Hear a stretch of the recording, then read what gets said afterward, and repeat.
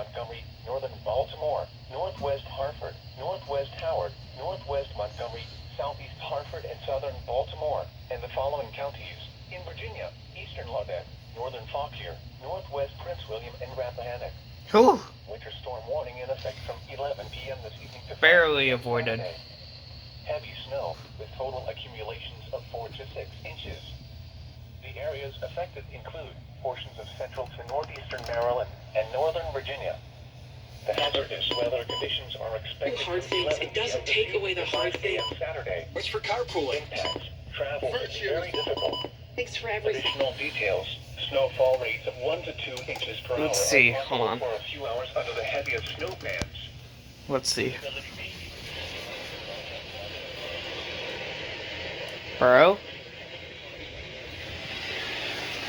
In case of an emergency, when venturing outside, Yeah, watch nothing your on that.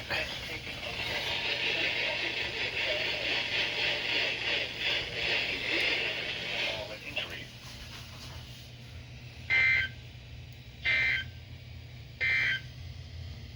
This is a statement from the National for the following county: Frederick, Maryland, and the following counties in Virginia, northern Virginia. Well, there we go.